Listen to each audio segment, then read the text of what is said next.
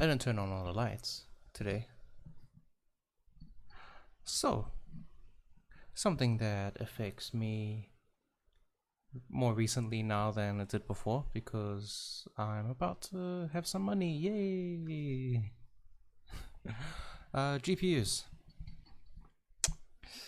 That word, GPU. Now even hard drives. This thing right here. All falling victim to the same thing. Not necessarily a bad thing for the distant future, but nonetheless, affected me directly. So I've come in the need to buy another GPU. Maybe two, actually. Because I'm building a NAS box that does a whole lot of things. Download some, well, sync some social media, end of the night, sends it off into an archive, and then after the week, archives that week, after a month, archives that, and then, you know, so on, so on. It's a big snowball. So anyway, it's a small box that needs to do that kind of stuff, but also needs a GPU of some sort for encoding and decoding, because I also have a plug in the camera's SD card, copy everything off, convert it, and move it into another folder where I can find it on the other computer, so I can edit it and upload it and then do the whole process over and over again. So anyway, need a GPU for that, but then I also need a GPU for actually editing something. So April 2020, or exactly April 23rd, I think this document was created. There we go. Lovely Excel sheet. Put some yellow over here. Now what I did was for the time I needed something that had 8 gigabytes of VRAM. Now not so much, but I have this list that I made last year, 13 months ago, 14 months ago, 15 months ago, depends on when I upload this video. Anyway, so all of these GPUs are, if they don't already have a variant of 8 gigabytes, they are listed as their 8 gigabyte variants, like RX 570 8 gigabyte. And I've done, like, the memory more or less will always be the same, frequency the same thing, but here and here and maybe here is where certain models may vary slightly, you know. There may be a RX 570 Elite Boost Golden Fire Dragon Edition where it wouldn't be 1168 megahertz, it'll be 1200 megahertz. And then the boost clock may be different, TDP may be higher. There may be a mobile version of this where it's just 75 watts TDP, which TDP is just a really funny number and metric to measure things. Yeah. So anyway, onto it. So these two, pretty much the same. RX 570. Price used 8 gigabytes. This is all in RMB, so you need to change it to US dollars or whatever dollars. Whatever you want, BTC, Ether, ETC, whatever. So April last year it was 480, which I'd say is less than 100 US dollars. I can't think of, maybe this is more 100 US dollars. And now I don't need to scroll over. 1800. I went through so many listings. This is all secondhand market. I went through so many listings, and because this guy listed it as 1800, then another guy listed it as 1800, another guy thought to undercut, and then a little more, a little less, but these prices are pretty much the average, just eyeballing average, you know. I'll just see a bunch of numbers and I'll just see whatever one occurs the most, and then, you know, or just whatever. Anyway, back to it. So 1800. Now in April, for 1800 you could buy a Vega 64, which is old. or you could almost buy a new RX 570, 5700. Yeah. And the performance difference is something big. So anyway, I'm not going to go through all of these, but I will go through some interesting ones.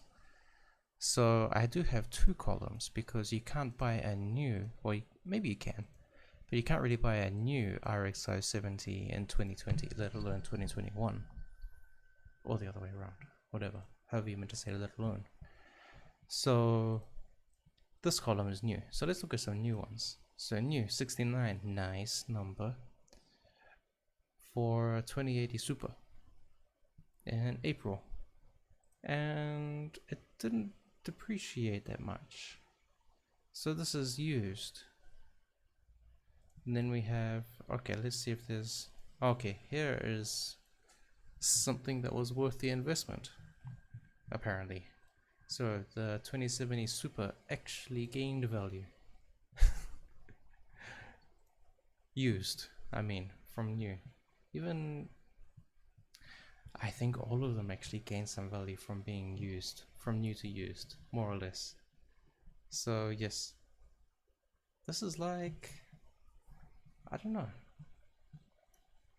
it follows the same trend as Bitcoin did at the start, you know? Bitcoin was cheap to buy. You could just, yeah, I got all these Bitcoin internet dollars, you want some? Just throw them around like whatever, confetti. But now they're worth so much. So actually the GPU I am after is a 2060. There's an 8 gig variant of this, isn't there? Not the super one. Anyway, that also appreciated. Used, appreciated. Oh man.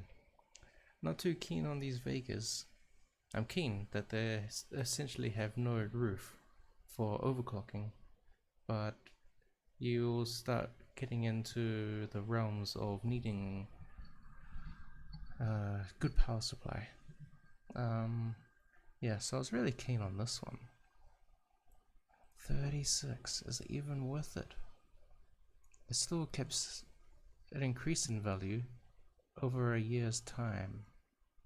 Crazy. Anyway, that's crazy. And the same with hard drives. So yeah, let's talk about hard drives for now. I haven't bought hard drives for years. Aside from like the M.2 I've got in there, I didn't buy anything new for years. So what I got on the disc here, right here, is a 3TB Western Digital Blue, and it'll serve me well these past, well, might have got it like 5 years ago or something. Now I plan to build a NAS, and so a NAS needs hard drives. I need at least 4. Now I plan to use this in another system, so I'm going to buy 4 whole new drives. Now the problem is, new drives are really expensive now as well. But then there are 2.5-inch drives that are more or less, how much? Maybe $20 US a terabyte, something like that. The only problem is they're SMR mostly, or should be 100% of them SMR. They're shingled something something. The words escape me. So what it does is essentially, let's use this. This is my hard drive, and we've got lots of little blocks. Like maybe this block is 100 big. Let's just use arbitrary numbers. So this block is 100 big, and then you want to store a picture which is 1 big, and you put it in there. And then you got this big 100 block here, and you got 1 picture here, and you want to write to the same block again.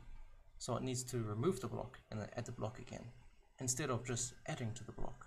Something like that. If you think like how a roof works, or the roof, how there are tiles, and so you have 1 tile here, 1 tile here, and then you have another tile kind of hanging on it, and then another tile hanging on it. And so you want to replace this tile So you need to take all of these tiles off first, replace this one, put another one on, and then put all the tiles back. So the problem with the SMR is that it has to do that process when you rewrite. Initial writes should be okay. Rewrites just no. And if you suffer, if a drive breaks in your array, the time to rebuild it is like maybe 6 or maybe 10 times as long as you would for a normal CMR drive. So during maybe those 10 days of rebuilding your array, another drive could fail in that time, and then if it's just RAID Z1, for example, then you're lost your data. So that's my predicament.